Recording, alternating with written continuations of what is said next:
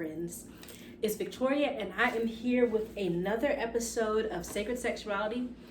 I am so excited to be here today, and I cannot wait to get into this. But before we get started, there are a few things that I need for you to do. 1, go ahead and like this video.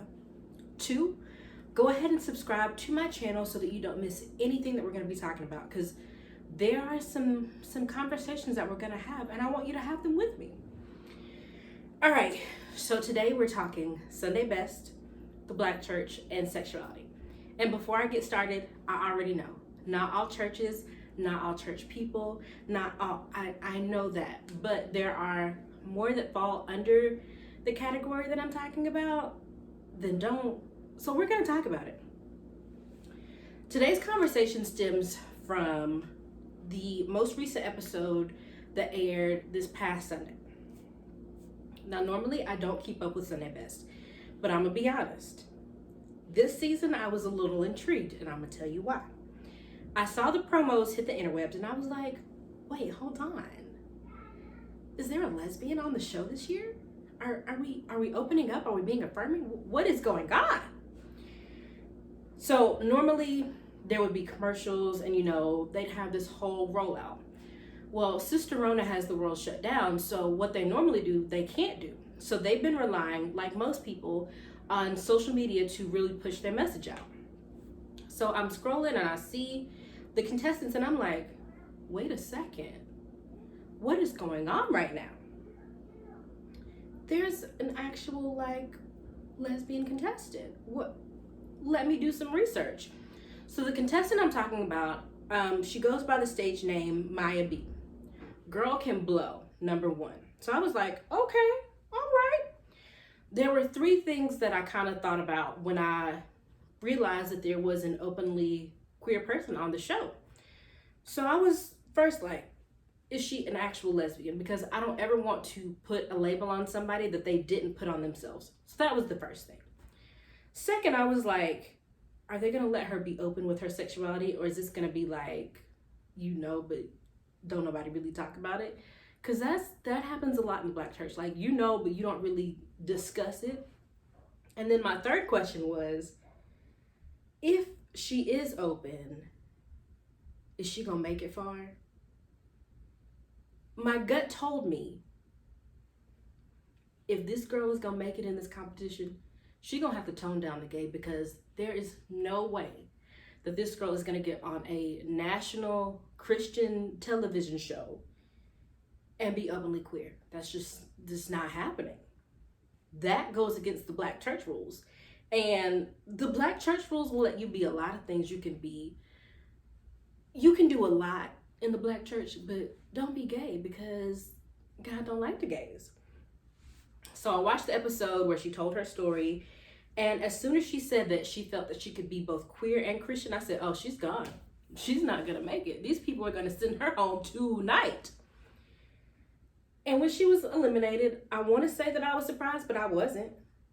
If anything, it actually affirmed what I thought. And it affirmed everything that I currently believe about the church community and how the church deals with the LGBTQIA plus community. The church community as a whole, and I know not everybody is like this, but overall, the church does not show a lot of grace for the LGBTQ community. It just doesn't. In most Black churches, you have gay men, you have lesbians, you have trans men and women, they're there. But are they always out and open? Not always, because it's not always a safe place to be out and open. And it's not always a welcoming and affirming place to be out and open. Are people who consider themselves to be a part of the LGBTQIA community, are they always welcomed in churches? No. Well, I take that back. They are welcomed, but in order to be welcome, you have to mute yourself, and you have to dim yourself, and you have to you have to bend and shape to what is acceptable. And here's the vibe I got. And I could be wrong. I don't think I am. The contestant, she was so talented. Sis can blow. But she was an open lesbian. And so I think that the judges, if they could have got her talent without her sexuality, like they would have been cool if she would have come up there and just sang and not mentioned anything about her sexuality. I think that she would have gotten by. I honestly do. And a lot of people have been saying, well, she missed the cue, so that's why she didn't make it. No, she was gay. That's why she didn't make it. If she would have been willing to separate her sexuality from her story and from her faith, and if she would have basically denied that part of her, I honestly think that she would have made it further than she did. And I think it seems to me, in my opinion, she was allowed to audition to be politically correct so that they could say, yeah, we welcome all types of people. We let everyone take part. But I highly doubt, and again, I could be wrong. I don't think I am, but I could be wrong. But I highly doubt that they had any real intention on letting her continue in the competition. And that's how it can be in the church. The church is like, yes, everyone is welcome. We love all people. But when it comes down to it, they really don't. If the church can get your time, your talent, your gifts without your sexuality, if you can leave the gay at the door, they'll take it.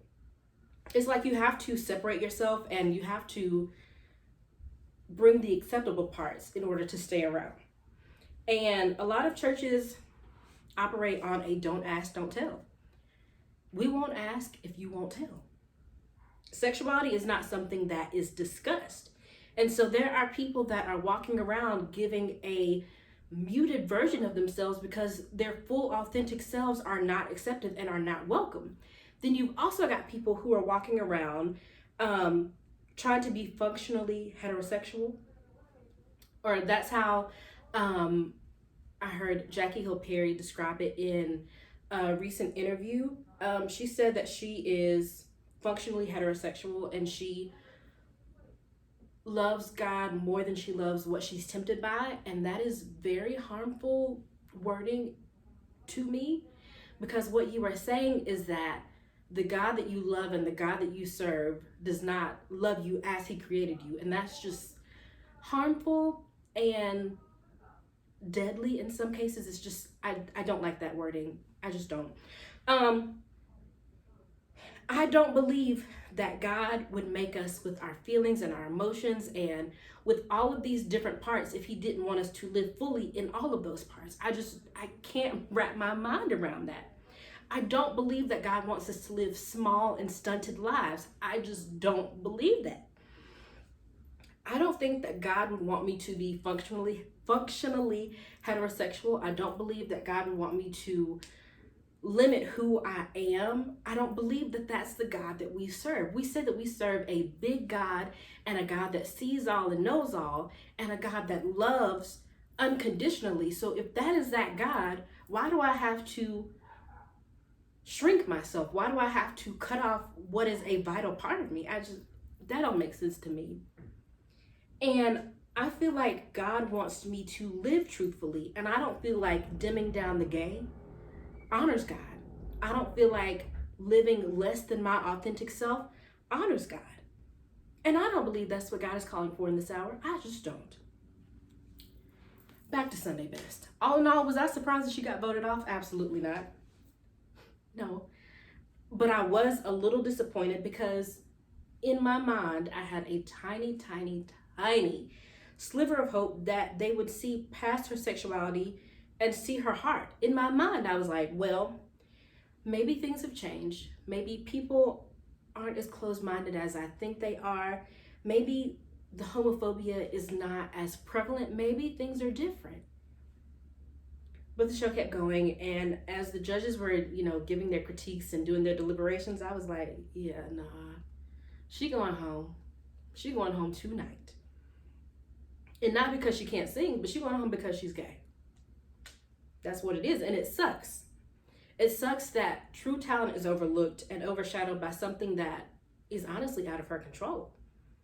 It sucks that people who live and love differently are not affirmed completely in spaces of faith. And again, I know not all churches, not all pastors, not all church people. I have encountered some really open and affirming and welcoming ministries and pastors and church people. Like, I have experienced that, and I'm grateful for that. But I know that my experience is not the one that most people have.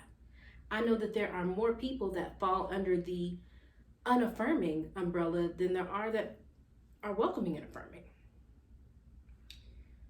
There are more instances that I'm surprised by somebody not being homophobic than I am when they are. Like, there are more instances where I'm like, oh wait, they're welcoming? Because that is not what happens all the time. That is not what happens in our sacred spaces. In a lot of our sacred spaces, they are still really, really homophobic and really harsh and really unwelcoming. And that breaks my heart, because there are people who will never be able to experience the life-changing love of Jesus because they aren't welcome in their true and authentic selves. And that is something that that's my thing. That is my thing. So I want to thank you all for joining me today. I hope that something I said was impactful.